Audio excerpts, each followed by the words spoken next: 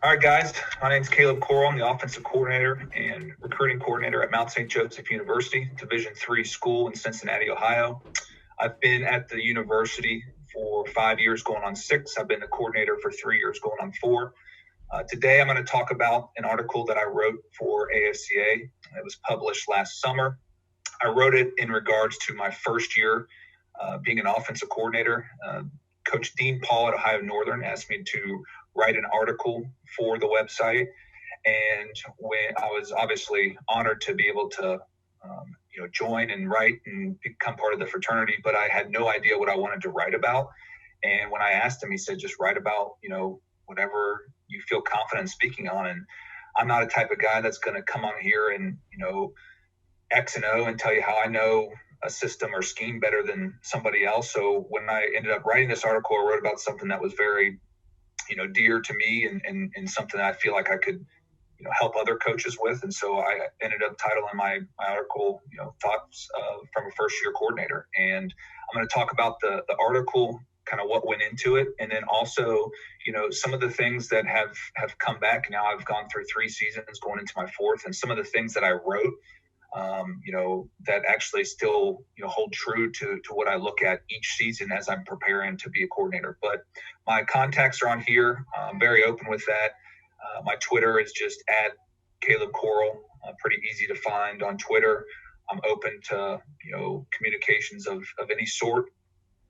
Sometimes, you just got to bug me a little bit, not that because I'm big time or anything like that, but, when you're in the recruiting season, you get a little bit buried. So my background, which I kind of outlined in the article, I'm from a small town east of Cincinnati, small town ball. I played high school there, son of a coach. My dad was a teacher and a coach, and ended up being a principal. Definitely grew up on the sidelines, learned a lot of things from that. That's where I really got the passion for coaching, and got to see him, interact with kids and have really successful teams and take a team that, isn't necessarily competitive or successful and make them very successful. And it's what made me want to become a coach in general. So that's, kind of where I come from. But, I got a limited coaching tree in college football. I don't have a vast array of connections or anything like that. And it's something that, I try to talk with, to aspiring college coaches is, there are ways into this. It's obviously you got to find the right niche. And for me, I was coaching at my alma mater in high school, and then a assistant quarterback job came open, and, I went for it. I got paid nothing to do it. I really got into my niche was recruiting the area that I was from. And, we got some pretty good guys in that process. And it's really what kind of made my opportunity in college. It wasn't how much, football knowledge I had. It was that I could recruit. And then as the process went on, after 2 years of kind of doing that on, darn near volunteer basis, I was doing my student teaching while, coaching at the mountain and things like that. The opportunity came to where, I could become the offensive coordinator, and I jumped right in. And that's what this article is about. Is I didn't have a big time GA. I didn't, coach at a big time high school. I had never been a coordinator before. I'd called plays at the JV level in high school and college for a couple of years before that. So I think that it's my perspective on it is kind of unique in that regard. And I think it's helpful for obviously, first time coordinators getting into it. But I also think, just in general, coaches entering some type of new leadership, opportunity that all this applies.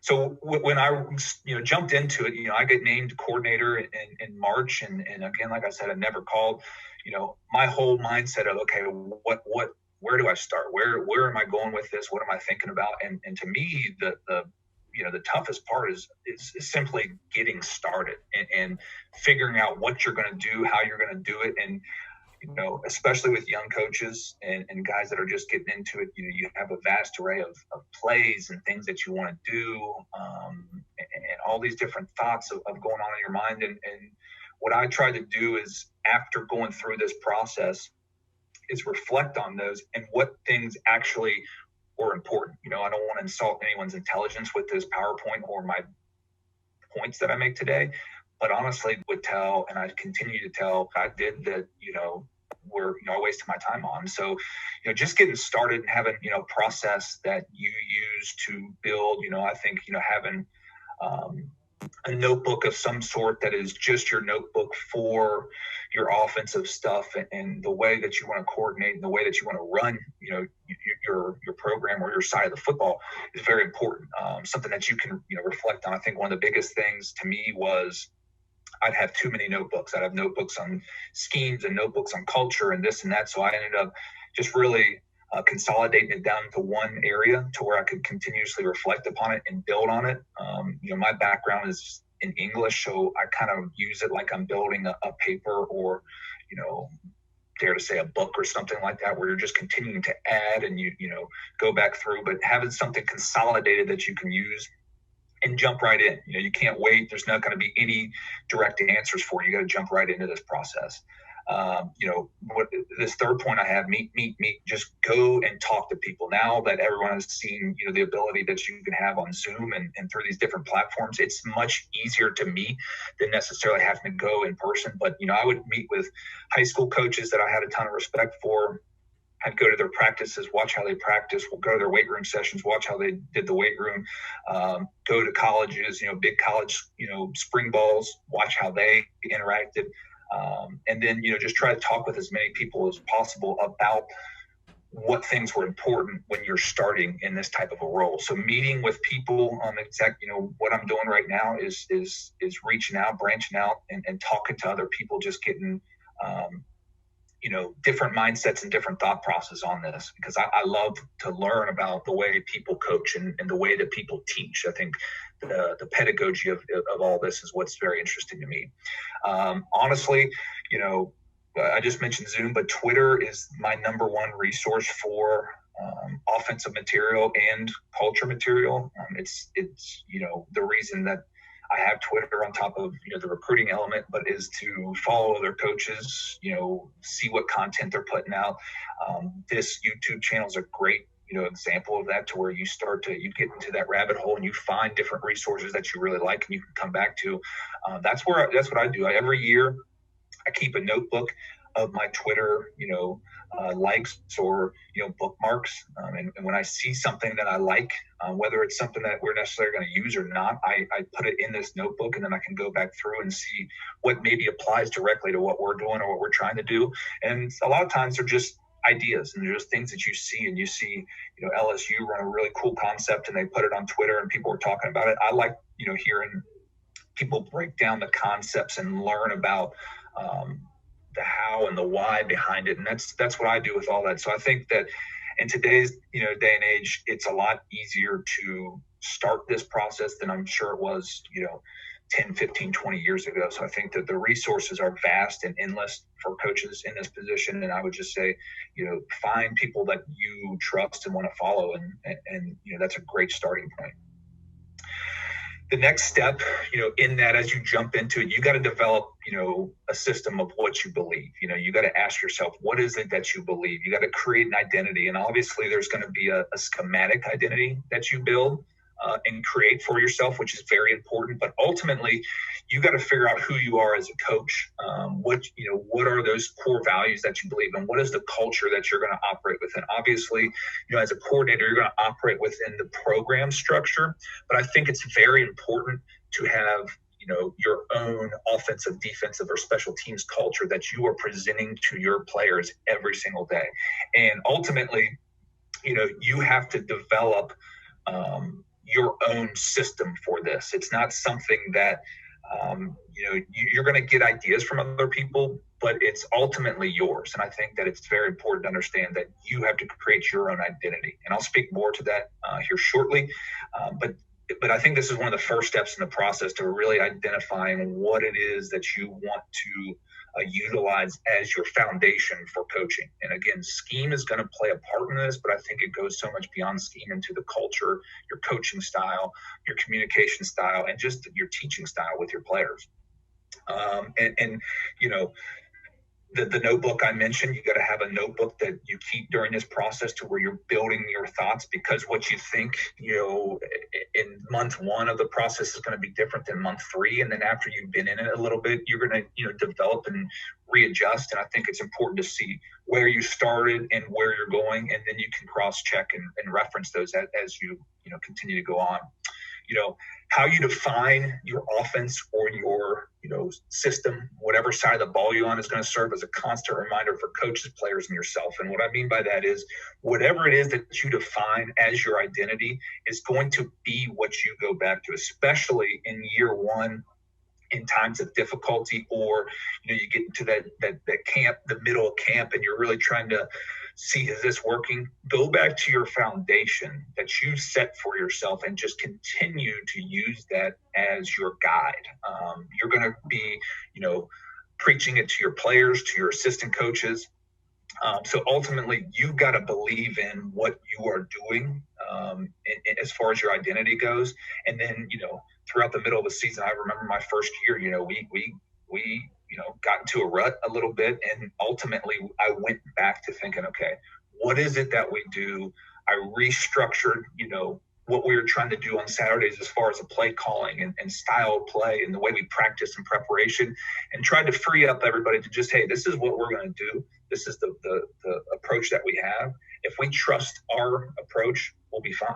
And I think that ultimately you got to trust yourself and believe in what you're doing. So this is a great example of, this is not what I had my first year. Obviously, this is something that was actually just developed to this point going into year 4. I think that the really cool idea about this article, as I look back at it and as people read it and talk to me and give me their opinions and feedback about the article, is that this article still serves as a core guidance for me. It's essentially the values that I believed in, looking back at it. And it's the same things that guide, my approach each season. So what I did this year, and this is what we present to our players, is what I present to my staff, is what I present to recruits, is this is Mount St. Joseph offense in a nutshell, as far as our culture, our philosophy, and our style. And I think that I've gotten it to a point where it's very concise. I learned a long time ago, from Coach Evan Dreyer, who coaches at Anderson High School here in Cincinnati. He's a really good coach, very smart, runs a version of the air raid that, is very impressive to me, and someone that I've kind of studied throughout this, is you got to keep it concise. You can't have, culture, identity, or philosophy that goes on and on and on, and it's hard to define. You got to be able to define it in a few words. And so the first year I thought about, ultimately what would our style, what would our offense be like? And I mentioned this in the article, I want it to be fast, physical, fun. And you guys can read into that as you want, but those were the things that are very important to me as far as how we practiced, how we prepared, and how we played on Saturdays. And to me, the fun part, it's the defensive coaches on our staff will make fun of that. But to me, the fun part is what, guides this whole process. I like football because it's fun, and I started playing football because it's fun, and I coach it because it's fun, and I assume the players are the same way. So that's just my style. Yours is going to be whatever it is, you define, but I try to make it very concise and upfront as far as what we do. I know I've just gotten to the point where, my offensive philosophy here in the middle here, and this is what we're going to do as far as the scheme goes. And I think it's very important to be able to paint a picture for your players.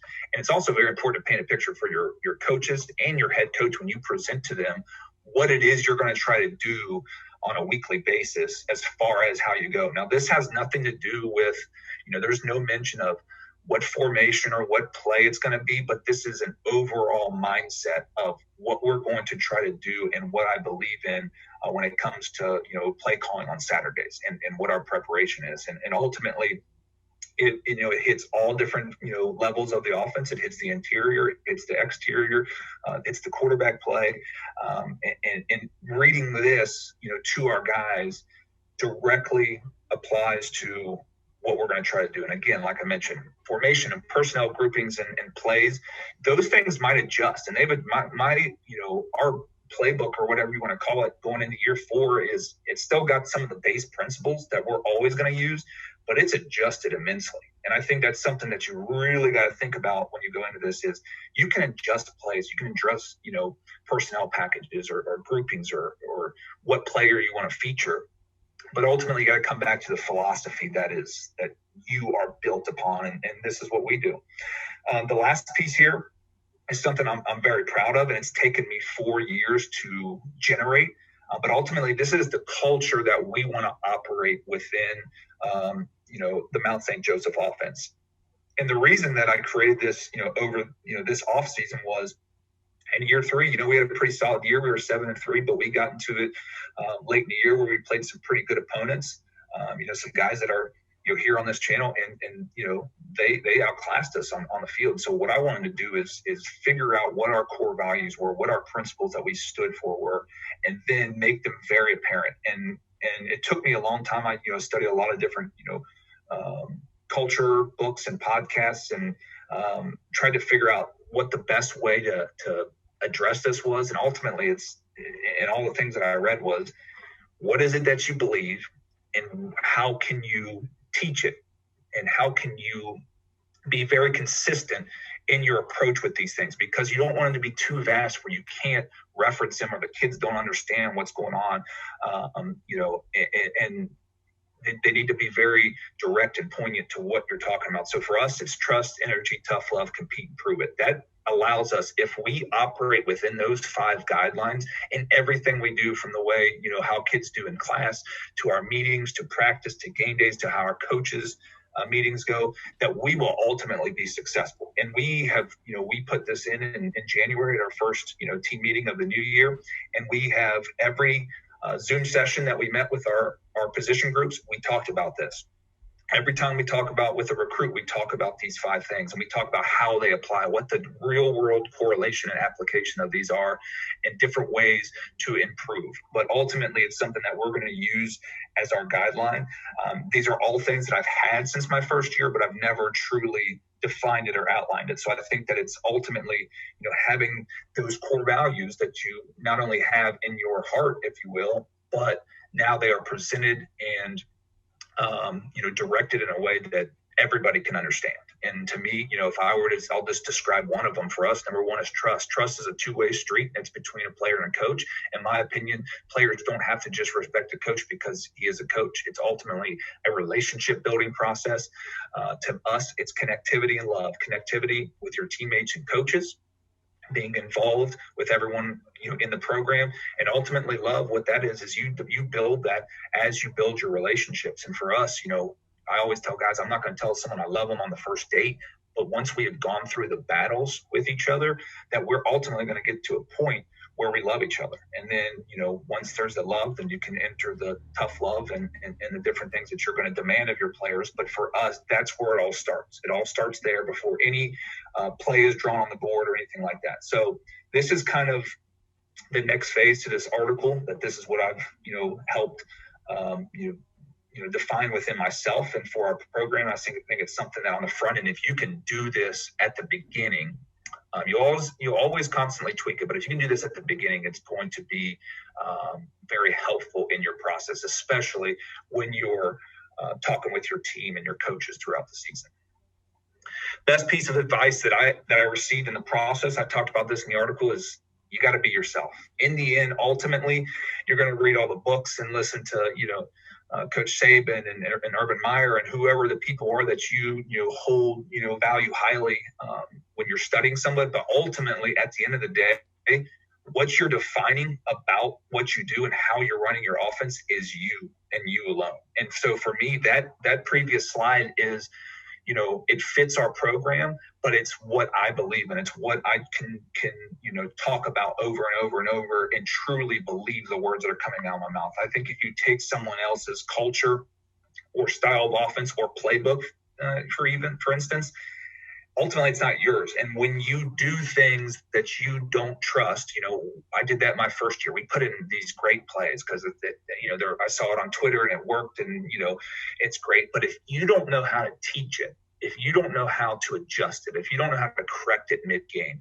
ultimately it's a wasted piece of mind space for the kids and the coaches and yourself. You got to do what you believe in. And for us, we throw the football around the yard and try to do that. And, we'll get an empty for, that first year we'd get an empty for 15, 20 plays in a row. And some people thought that was crazy, but for what we had and the personnel and what I knew, that's what we did. And so it might not be the same as somebody else. It's been guided from different, points of your study, but ultimately it's you, and the culture that you cultivate is you. And so I think that I learned this from, I was sitting down with Coach Pat Burke at New Richmond, who runs a really good program on the east side of Cincinnati. And we were going through culture. I think he's a great, culture cultivator. And ultimately he sat down and said, all this is good, what you're studying, but at the end of the day, you got to do what you believe in. And that's when it hit me. That's where I wrote that piece of information down. That's why I put it in the article, and I reference this over and over and over. And whenever we have struggles, ultimately it's my fault, but I look back and say, are we doing what I truly believe in? Or have we, branched out into a lot of different directions that, maybe I don't truly believe in? And that's what I always try to come back to, center myself on, all right, this is what we're going to do. This is what I said we were going to do. And then ultimately go back to those core values. But at the end of the day, guys, it's you that has to be the one that's developing this and not anybody else. This slide for me, I've gotten a lot of great feedback from the article on this particular aspect. This was the hardest thing for me when I started, and this is still the most difficult thing for me 4 years in. And when I became an offense coordinator, I was 27 years old, and I had to manage a staff of guys that were older than me. And my number one thing I told them in the first meeting is I don't want to babysit grown men. And ultimately, babysitting might be a negative connotation of what I'm saying, but ultimately I thought that, okay, coaches can handle themselves. I'm going to tell them what I want, and then they're going to go do it. And the thing I realized is, assistant coaches can't read your mind. All right. And a lot of things I would do is say, hey, this is what we're going to do. And I'd go over it in one meeting, and then I expect it to be done perfectly. You've got to coach your coaches. And I think that developing that relationship with them is very important. But setting clear expectations, I'm sure we'll have a lot of teachers that view this, and it's the same thing you do. When you enter the classroom in the first year, and you define what the rules are and how the kids are supposed to act within there. And I think it's classroom management. Ultimately, you got to set clear expectations on the front line so that you can continue to reference them. And when things aren't right, you have ground to stand on and say, hey, this is what I expected. This is what I wanted to do. Now we have to make sure that we are following these guidelines. And I think if you don't set clear expectations, you set yourself up for failure and simply miscommunication, where people don't understand what it is you're trying to define or actually do. Something that I've added to my own repertoire over this off season, Clear as Kindness from, Brene Brown, who writes some really great leadership books. My wife had read this book and told me about this idea that ultimately at the end of the day, with players, coaches, whoever it is, being upfront, honest, and direct, ultimately at the end of the day, whether it's good, bad, happy, sad, difficult conversation or easy conversation, is the ultimate way to go. And I think sometimes as young coaches, I know I fall into this where someone does something and you don't directly confront it or directly try and correct it, especially with a staff member. I think that's always going to create a divide or some type of division, because you'll come back and reference it 3 months later, and ultimately people just want to know what they did wrong in the moment so they can correct it. So I think Clear as Con is the thing I'm focusing on this year, to where setting expectations, setting the culture that I had, and very clear expectations of what it is. Ultimately, that's what you have to do. And I think that being able to enter those tough conversations and tell people what it is you're looking for is what ultimately makes a good leader, a great leader, and ultimately an elite communicator. And that's something I've set for myself. I want to become an elite communicator with my staff and my players. And that all comes back to to relationships and trust and being honest with people. So that's something I've done. You can't assume, I kind of referenced this earlier, you can't assume people know what's in your brain. All right. Don't assume that just because the way you see football is the way someone else sees football. I'm always open. I'm very collaborative in the way that we do it. But ultimately, again, you go back to what is it that you want to do? You be as collaborative and as cooperative as possible. But ultimately, at the end of the day, you have to do what you feel is best, because my head coach says it best. If our run game doesn't work, we have a run game coordinator and a pass game coordinator. If the run game doesn't work, he's not going to the run game coordinator. He's going to me, all right, the coordinator that's overseeing everything. So don't assume that people see it the way you see it, all right? Don't assume with your players that they know, what open field, what open or close means as far as, safeties go, something like that. Don't assume that kids know those things or your coaches understand exactly where you're going. You have to communicate with them on the front end, communicate with them during it, and obviously communicate at the back end to talk about strengths, weaknesses, areas of improvement, things they did well. But ultimately, at the end of the day, I think this is one of the most difficult elements for somebody in a new position of leadership, and ultimately for younger coaches, just because you now are in charge and you have to make difficult decisions. All right. So you're the one that, not everybody's going to like every decision. So you have to be confident in what you do, lay out a clear plan, and, if it doesn't work, take the responsibility on yourself. But ultimately today, it's your call that's going to be looked at by the head coach and be questioned, and not what your position coach did or suggested that you rolled with just because he suggested it and you didn't want to have, a conversation about it. So I think thinking about this aspect of it, guys, this is something that you really have to sit down and learn and understand it and build a plan for yourself, because it's an area that, was difficult for me early, and it's an area that, I'm still growing in to this day. All right. Going back to this process that we're creating, one of the questions I asked is, what do I want my offense to look like? Okay, so let's talk about the scheme now. Everyone's going to have a different of this, but you got to define a style of play, envision it. I'm a guy, like I said, my background's in English, so I like to use, put it in words, paint a picture for people. What is it that we do? I showed you my philosophy. That's our general overarching philosophy. And then as you go into it and you figure out what your personnel is and what, different types of formations and things you can use, what are those plays going to look like? All right, so then you're really starting to define what the play is going to look like. I think ultimately this is something that I've learned from big-time coaches. It's something I heard when I was young, and I didn't quite understand it. And every time I go away from this piece of advice, I get in trouble. Keep it simple. All right, be good at what you do. We've done it in years where we were simple and let the kids play fast and just go out there and do their thing, and it usually ends up pretty positive as far as results go. The moment that we get overcomplicated, we try to outsmart, we try to become a genius play caller. We're going to have this play for this coverage and this play for this look. That's ultimately when you lose not only your players, but you lose your staff. And when everybody's not in sync when it comes to this, you guys have all heard this before. I'm just telling you from my perspective, calling an offense for 3 years, we scored a lot of points, but in my opinion, we could have scored a lot more points if we were simple all through my 3 years. And we've gone through different phases. We had a really good season doing really simple things. And then so it's like, all right, what's the next step of our offense? What can we add? What can we do? We added a bunch of stuff that ultimately came back to get us. And I think that at the end of the day, be good at what you do, have time to practice what you do, and really hone in on what those, core fundamental concepts are going to be that you do, and learn how to run them against any look, at any point in the game, be able to add and tag and adjust them, but ultimately got to keep this simple.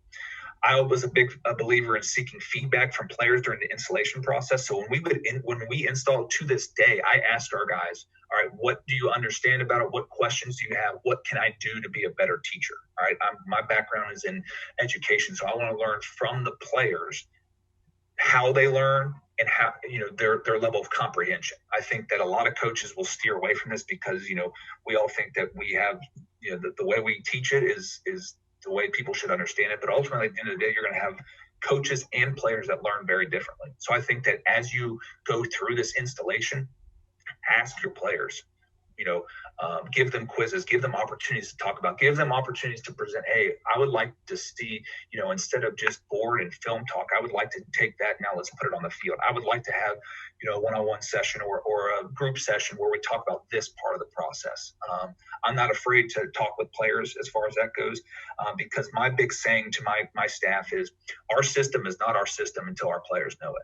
We can have a playbook and an idea and a crazy good vision of what we're going to do. But ultimately, at the end of the day, if the players don't know it, it is not your system. It is just, a drawing on a whiteboard or, some type of font in a playbook. It's not your system until the players can do it. And my big thing that I've learned over these 3 years is when your players start using the terminology that you use on a daily basis, the things that you say about certain concepts or coverages or fronts, when they start saying those back to you, is when you know that you have developed that with your players to where now they're truly understanding it, not only on the front end, but also the way the communication system. That's very important, because we can all call a coverage and something different, but when your players and your coaches are using the same verbiage that you want to use and that you ultimately use, as to me, when you are starting to make progress in this regard. All right, so now as you develop your system, I think, in my opinion, the way you practice has to mimic your desired style of play. All right. So if you're going to be a physical smash mouth team, you got to practice physical. And then there's a lot of smart people out there, smarter than I am, that could figure out what that practice looks like. But ultimately, the way we wanted to play was open, free, fast. So we needed to practice like that. And we would do, drill transitions and different, ball skill drills that just had people working at a high tempo, lots of reps, high tempo, because that's what we ultimately wanted to have at the end of the day. So I think that once you figured out where you're taking your scheme or system, you've got to practice like that in nearly everything you do. There's going to be times where you slow it down, but you got to make sure that your practice mimics that. I was big on cooperative drills between quarterbacks and receivers. The way we wanted to throw, I wanted to make sure the quarterbacks and receivers met with each other in the film sessions, and also ran drills with each other throughout the time. So I think that's very important from our style to where we would add cooperative drills. And I kind of talk about that in the article. And then competitive drills. We wanted to compete in everything we do. So I made it a mandate with my position coaches that every position coach had to have a competitive drill that they rolled out once a week. And it could be anything. It could be something that is directly relatable to what you're doing offensively or a skill, or it could just be something where it's just an all-out, let's get after it drill. And I've seen all different versions. I think there's value in all of that. I know there's a lot of creative coaches that can develop these types of drills. But we were very big on having competitive drills that we would roll out in individual period throughout the week, and when players least expected it, to raise the level of energy and raise that level of competition, so they didn't get lulled to sleep in those very technical individual periods. And last thing for us was energy. I tell our players and coaches, I don't care what your style of energy is, whether that's excitable and you want to talk and run around on the field, or you're going to show up and lead by example. Whatever your energy is, it's just got to be consistent and it's got to be positive. And to me, I think, especially when you get into week 6 and 7 of the season, your meetings and your practices have got to follow this guideline, because once you kind of hit that normal lull where everyone's bodies are beat up and the coaches have been, up for, 3 months straight, breaking down film and all those types of things, you got to find a way to inject this energy into practice so it doesn't become, practices don't just become something that you have to get through. And that was something that we really, talked about. And we still continue to look at ways to improve this. All right, so I talked about this in the article as well, and it's very important to me. What every coordinator needs is ultimately, you need a head coach who trusts and believes in what you do. And to me, I got very lucky with Tyler Hopperton, who became the head coach the same year I became the coordinator. We were both 27 when we took over, so we learned together. But ultimately, at the end of the day, there's going to be a lot of different dynamics. Luckily for me, I've not worked for a coach that has restricted my thinking. He guides me and challenges me, but he doesn't restrict my thinking. I think even if you're in a situation that's a little bit more restrictive, finding that common ground with your coach and really, trying to develop what it is you believe in and getting them to believe in it is very important, because as a young coordinator, I made a ton of mistakes my first year. I made a ton of mistakes in my third year.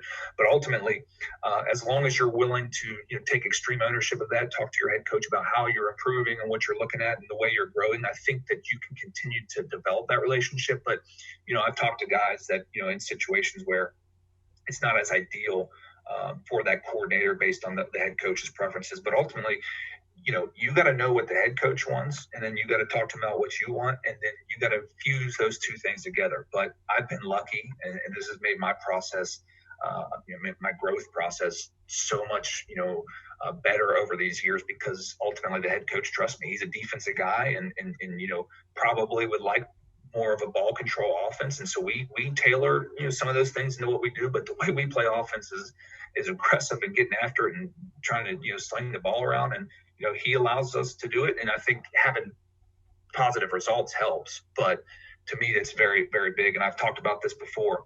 Document your process and reflect upon it. One thing that I've really been able to mature and let develop in my process is not getting caught up in when you get constructive criticism, because it's the same thing we ask of our players: be coachable. So as a coach and as a coordinator, you have to reflect upon it. You have to let your assistant coaches give you feedback during the season and after the season. Let your players do that. We do in our exit interviews, we do it every year, where our players give us feedback on what they liked, what they didn't like, and an overall rating system of how they thought we did as coaches and how we did as a coordinator. And I think ultimately, if you are willing to reflect upon it and use that data and that information, ultimately you can continue to improve.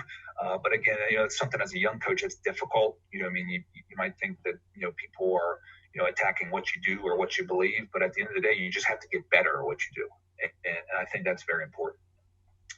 This last piece here is something, as I mentioned it, the article got presented last summer, and I got to hear people's feedback on it, and it's something that I really liked what the article stood for, and I really liked it even more after hearing how, much people got out of the article. So what I have been wanting to do ever since then is create some type of addendum, which this, presentation is serving as, to where I could reflect upon what I wrote then and then kind of talk about it after year three, because after year one and after year three are different in many ways, but also at the same time, the biggest thing I realized is the values that I wrote in the original article still serve as my guide. And when I look back at seasons and say, man, I didn't do that. I didn't set clear expectations for my staff. I talked about it after year one, maybe did it for a season and then thought, okay, that's, I changed my, mindset, or not even my mindset, but my focus to something else. And then I let that slip. This article to me, like I said, it's obviously helpful for guys getting into it. But what it does for me is it's, my own words serving as advice that guide me going into year three. And I look back at each of the details, making sure that I'm defining what we do, defining a culture, being true to yourself, being able to manage a staff. So I think it's really interesting at least from my perspective, to look back at what I wrote then and compare it to what I think now. And a lot of the things are the same as far as the principles that you need to look at. But maybe, I've gotten, some better ideas and details of how to improve those certain areas. And I just mentioned it, be willing to learn and grow with each season. Like when I look back at that article, I think about each season, did I do it as a checklist? Did I do it or did I not? And when I didn't do it, it's like, hey, your younger self told you to do this. You got to make sure that you continue to do it and continue to do it better. But you got to be willing to learn and grow. And obviously with these types of sessions in the Zoom capabilities that we have, you can grow on a day-to-day basis. We ask our players to get 1% better each day. Ultimately, that's how I look at it as a coach. You got to get 1% better. Don't skip steps. When you're installing and teaching and growing an offense, don't get too far ahead of yourself. All right? I think it's very important to understand that each part of the process is very important. You may want to see success right away. Some of you will, but sometimes it takes a little while to really cultivate that ultimate, the results that you're looking for. And I think that when you skip steps in the process or you try to rush through things, that's when, you leave players in the dirt and your mind's going a million miles an hour. And now the players are back here trying to figure out step one or step two. I've done it before. I've skipped steps. And ultimately that's going to slow your process in the end, where you're going to have to come back to it. And I did that in year one, where I skipped steps, wanted to get really fast. Then we had to come back to it in the middle of the season to ultimately make sure that certain things were taken care of. So make sure you're true to the process. You hear it from the big time coaches. Trust your process, go through it, and detail it all out. Again, stay true to yourself. Best piece of advice I received then. It's the best piece of advice that I know now. You got to know what you stand for, what you believe in, what you want to do.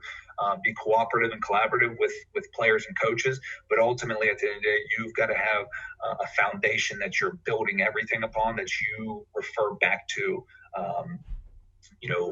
in the middle of the season, in the off season, in camp preparation, before week 7 and you're playing your rival, you got to go back to what you believe in and operate on that. Stay true to yourself, because I know when you stray from that, ultimately the results aren't going to be what you want, and then you're going to look back and be like, man, I didn't even do what I wanted to do at the end of the day. I always tell coordinators, at the end of the day, if it's not going to work, at least do what you wanted to do, and you can say, hey, that was my idea, it didn't work. But if you do something that somebody else wants to do and you don't really believe in it, it doesn't work, you're going to be, you're going to add, the ultimate disappointment. You're going to essentially double it because you're not being true to yourself.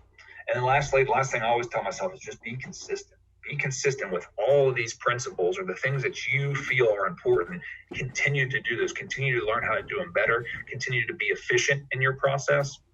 And ultimately, I think that's when you yield the best results, is when you go through each step of the process, you're consistent with it. Each year is a new year. When you have a lot of success, go back to what you did to achieve that success, and don't try to streamline everything forward because you had a really good year. You got to go back to the start of it and understand that each season is a completely new season, is a completely new animal. And that's something that we're going to have to learn this year as we transition from, the best quarterback in our school's history into a new signal caller. We got to go back to the small steps of the process in order to achieve the greater results. So lastly, this, we can probably put it, in the bio below. This is the link to the article that I wrote initially. It's on AFCA. It's, I've been really surprised by the type of feedback that I've gotten from this. But I think that if you're someone that wants to go back through and look at the original article, again, it's nothing groundbreaking. I don't want to insult anyone's intelligence when it comes to what I'm talking about. But to me, I wanted to speak about something I truly believed in. And if I was to give any presentation, especially something like this, I wanted to talk about this because it is what I use as a guide. It's what my younger self told me. And as I've been in it now for 3 years going on 4, it's the same values that I look back and say, okay, when I'm building this offense or I'm building this, system, these are the steps that we're going to go through. And like I said, when I've skipped the steps that I mentioned to myself, it's ended poorly. So again, I've used this as a guide for me going into year 4, where I'm really trying to, improve and grow as a coach. But at the end of the day, my contacts on the first slide, I'm very open. Again, my Twitter is just at my name, Caleb Corrill. I'm open to all, forms of communication. Anything you need. If you read the article and it does something for you, if you want to ask about, certain instances that I went through, I've talked with guys about that, but I'm very easy to communicate with. Find me. I hope this was beneficial for you. And, at the end of the day, I think it provides both the mindset of a first-year coordinator and also someone now that's been through 3 years, and I can kind of relate to the challenges and things that we all go through. So I hope you enjoyed it. I appreciate it. Look forward to speaking with you.